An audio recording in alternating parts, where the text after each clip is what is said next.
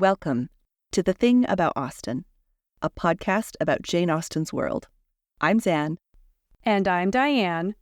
And this episode, we're talking about Marianne's washing.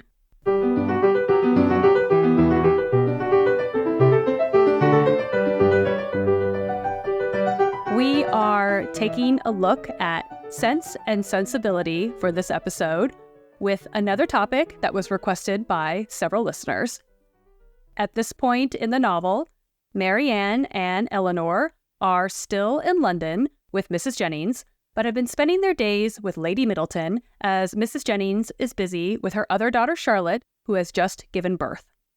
The Miss Steeles are staying with Lady Middleton, so there's a lot of Steele Dashwood time going on here, and everybody is very excited about it. Everyone's having the best time. So much fun. And so during this time, Anne Steele is closely, and we do mean closely, observing everything. Very, very interested in Marianne. So this is from the text. Nothing escaped her minute observation and general curiosity. She saw everything and asked everything. Was never easy till she knew the price of every part of Marianne's dress. Could have guessed the number of her gowns altogether with better judgment than Marianne herself, and was not without hopes of finding out before they parted how much her washing cost per week, and how much she had every year to spend upon herself. She is all up in Marianne's business. Miss Steele has questions, she wants to know what's going on. All the questions. So for this episode, we will start out by focusing on laundry in general. That includes the process involved and the women who largely performed the labor. And then we'll get back to how that shows up in Austen's works. So there are two main ways that people would get their laundry done during the Georgian era. First, if you were really wealthy, you might have a built-in laundry facility called a washing house and a live-in laundry maid or two. So that's kind of first main option. The second option was that you might hire a washerwoman who was not part of your household to do your laundry for you. Even within these two broad categories, there were a lot of variations. For example, a well-off household might have a washing house, but not a live-in maid, instead hiring washerwomen to come use the facilities on washing day. Or you might have a laundry maid, but still hire part-time washerwomen to help with laundry when there was a high volume of washing to do.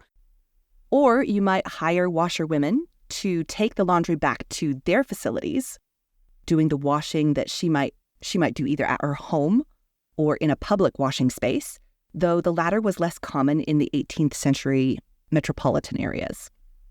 Gentry women generally did not do their own laundry, though they might be familiar with the process of getting the laundry done and supervise everything that entailed.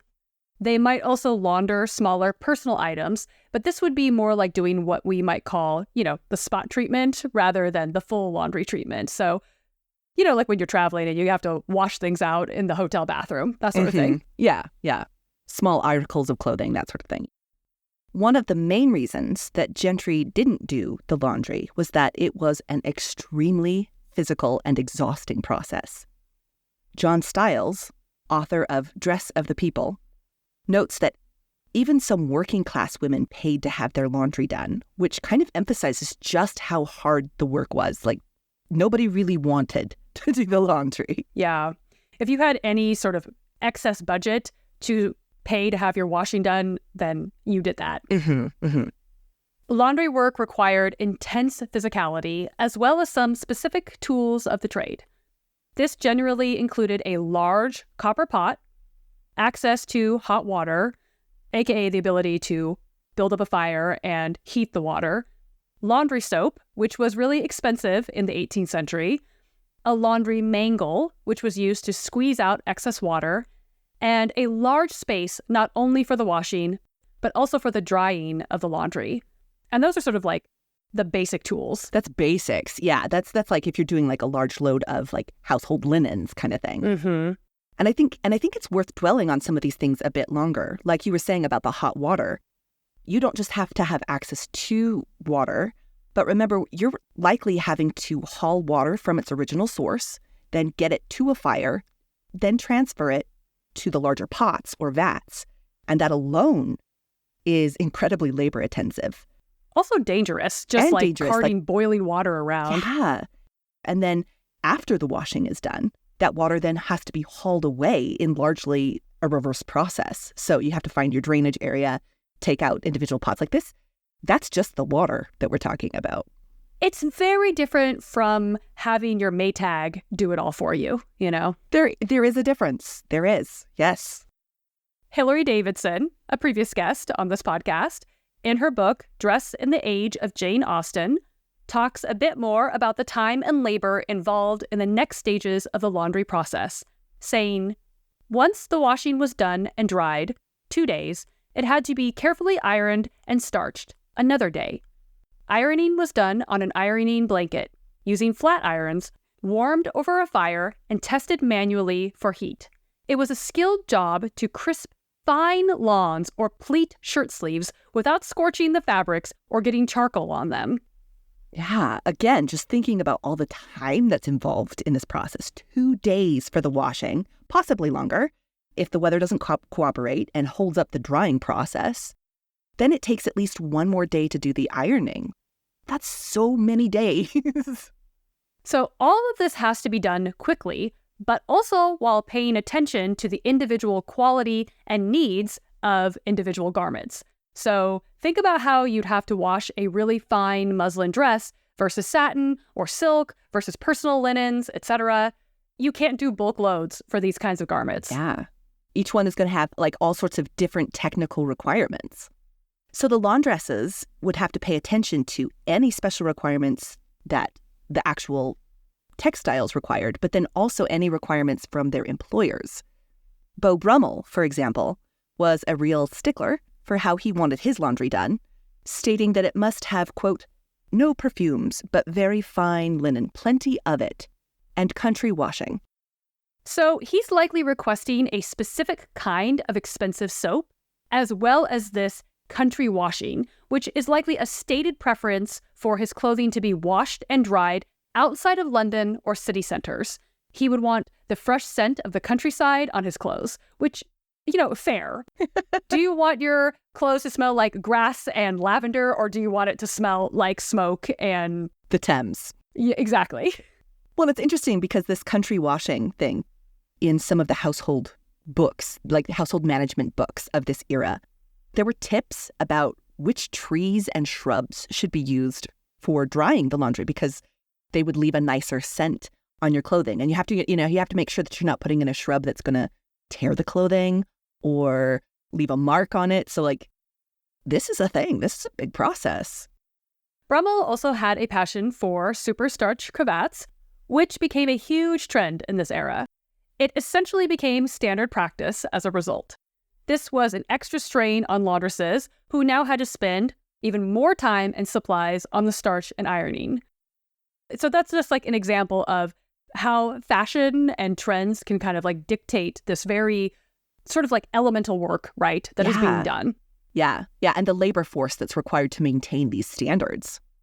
And the process of laundry also required that both the employer and the employee took careful record of what was being sent for washing. Davidson gives us a bit more detail about this process when she says, body linens were dated, monogrammed, numbered, or had other markings on them to record their owners, and to facilitate keeping track of what had been washed when. Keeping linens in recorded circulation ensured that no one garment was overwashed. In larger households, the linen marking system extended to all domestic washable textiles, such as sheets, towels, and the rest. It's a lot of marking of your laundry, but it's a system. It's a total system.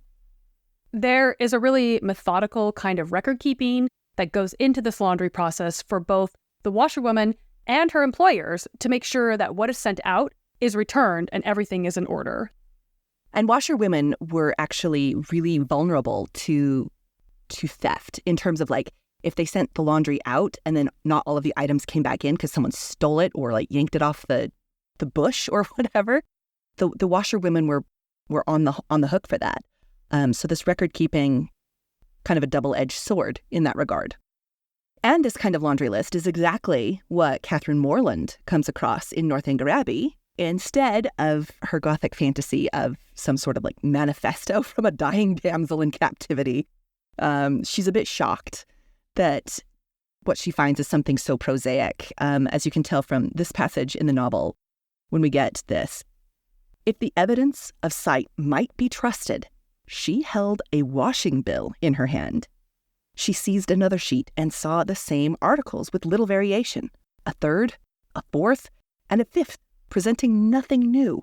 Shirts, stockings, cravats, and waistcoats faced her in each.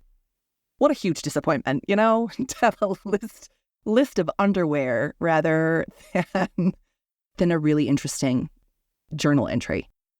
Catherine has essentially discovered a receipt from a laundress, and what Davidson describes as a list, quote, recording the items sent for laundering and the cost. The list was a check for owner and laundress to ensure that nothing went astray. Quite a bit of record keeping and sort of paper management that is actually going into this process as well. Yeah, and it's such a logical item to find in the cabinet that she's looking at. And yet it's just devastating to Catherine's Gothic sensibilities in this moment. And that is why we love her, really. So far, we've talked a lot about the process of laundering, but we also want to make sure we take a moment to acknowledge the women who are doing this labor. As you probably can tell from what we've already discussed, doing laundry was a huge undertaking and in high demand, but most people, regardless of class, didn't really want to do this particular kind of labor. And at the same time, according to Jenny Dyer's article, Georgian Washerwomen, Tales of the Tub from the Long 18th Century, Dyer's article estimates that from this period, that, quote, charring, which is part-time cleaning, and laundry work together constituted the third most important occupation for women in London in the early 18th century. That is a ginormous labor force. And the experiences of these washerwomen could vary greatly, as Dyer goes on to explain. Quote, enterprising women living in secure accommodation, with access to drying areas, and with a regular and relatively prosperous clientele close by, represented one face of the Georgian washerwoman. Others went out to work in the houses of those who were invariably better off than themselves, sometimes working alone, sometimes assisting the mistress of the house, sometimes in groups. In urban areas, washerwomen served a wide range of households and institutions, as well as itinerant workers. So this makes it pretty clear that washerwomen were sometimes employed on a regular basis, but that they could also be called to work at different households to help supplement work at very short notice. This left many washerwomen at the vagaries of part-time and unreliable work. According to Dyer, from the late 18th century, the numbers of these insecure part-timers grew as living-in servants became too expensive to retain, due initially to the rise in the cost of food during the wars with France. Many of these women were brought into a wide range of households to fulfill the most arduous washing day tasks, as opposed to those who set up washing services from their own premises. This demographic of women who perform this extremely physically taxing work are historically often overlooked. We do, however, have a really phenomenal exception in Mary Collier, who was a poet as well as a washerwoman. Her most famous poem, The Woman's Labor, an epistle to Mr. Stephen Duck, was published in 1739 as a reaction to Duck's poem, The Thresher's Labor, in which he basically denigrates female labor. And Mary Collier isn't having it. Her poem describes many forms of women's labor, including a really incisive section dedicated to washerwomen. So here is a brief passage from that washerwomen section of her poem. Heaps of fine linen we before us view, whereon to lay our strength and patience too. cambrics and muslins, which our ladies wear, laces and edgings, costly, fine, and rare, which must be washed with utmost skill and care. With holland shirts, ruffles, and fringes too, fashions which our forefathers never knew. Right there, she's just giving us such a good overview of all the different types of fabrics that are involved and like the level of expertise, right, that a washerwoman would have to have in order to properly treat all of these different types of textiles. Yeah. The poem goes on and she ends with this fear that, quote, time runs on too fast, since these women were generally paid for completing the task regardless of how long it might take. So washerwomen around this time were paid somewhere between 1 shilling a day plus food or 3 shillings for a week. And as we've already mentioned, this work was not always consistent or reliable. So the idea of like, you need to try to do this as fast as you possibly can. That way you can take on more work, take on more clients, and make more money. Yeah. But when you have all of these like really delicate frills and furbelows, it holds up the process. There's ruffles, there's fringes. Like that's not the kind of thing that you can just quickly scrub and like run it through the mangler because you'll destroy it. You'll ruin it. And then you get that taken out of your wages. Well, and at the beginning of this kind of washerwoman section of Collier's poem, it opens with the washerwomen up well before sunrise, and they're knocking on the door of their employer for the day, and they're waiting for them to answer, and so that they can start to work. And then throughout the rest of the section, there's the anxiety about trying to fit this monstrous task into a single day. And it ends with the woman leaving well past sunset, knowing that she'll have to be up before dawn the next day. And this is kind of Collier's snapshot of what it is to be a washerwoman in this era. All this information really creates a sense of the importance of washerwomen and just how critical they were to society during this time, and yet the relatively thankless nature of the tasks that they completed. These women were often paid poorly for their work, and even then, it wasn't always consistent wages. It was a form of work that many women took up when particularly hard up for employment, and it was around the mid-18th century that several organizations in the UK and Ireland attempted to set up public laundries that would employ what they described as, quote, fallen women as part of, quote, rehabilitation. Heavy on those air quotes, yeah. For example, the Magdalen Hospital for the Reception of Penitent Prostitutes was founded in late 1758 in Whitechapel, London. These laundries operated from the 18th to the late 20th centuries. These laundries were essentially inhumane institutions that capitalized on the largely unpaid labor of these women.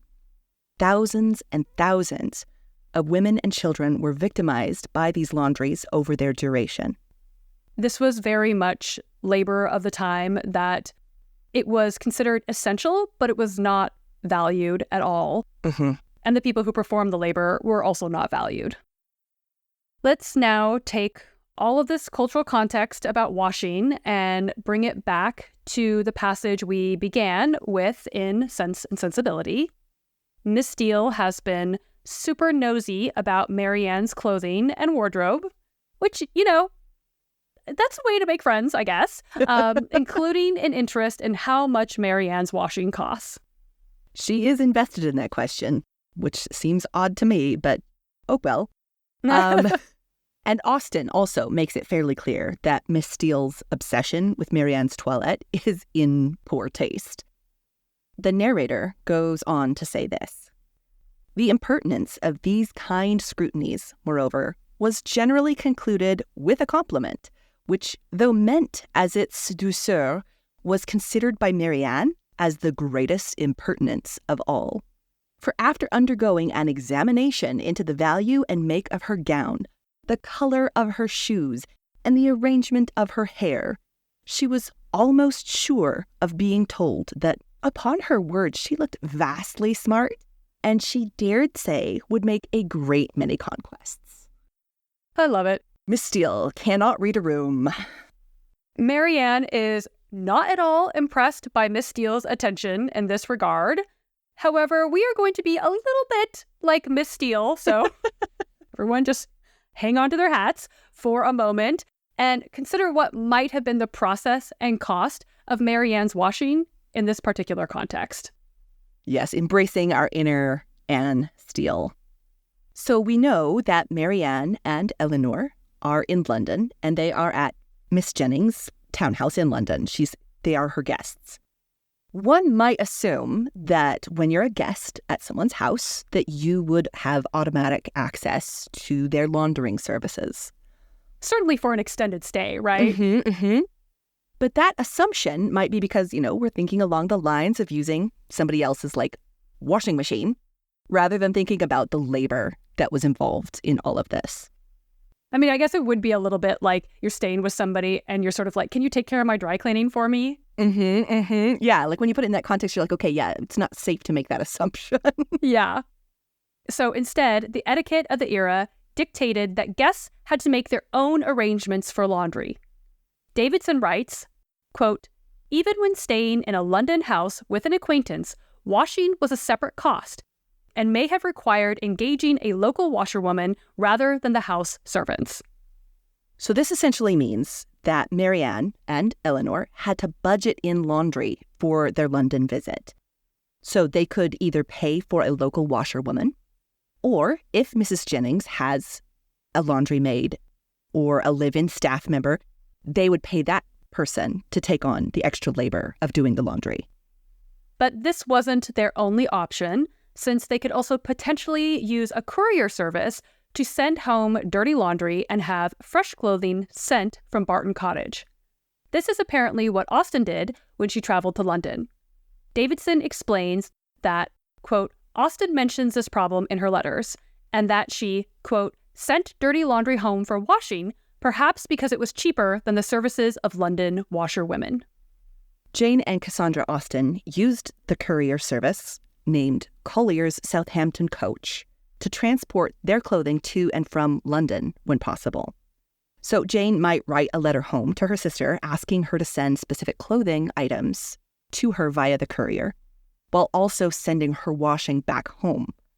This way, they could keep costs down while also maintaining the fresh linens that they needed. So it's kind of a laundry exchange happening. There are some financial similarities between the Austen sisters and the Dashwoods, at least similar enough to realize that the Dashwoods' economies would have been familiar to Austen.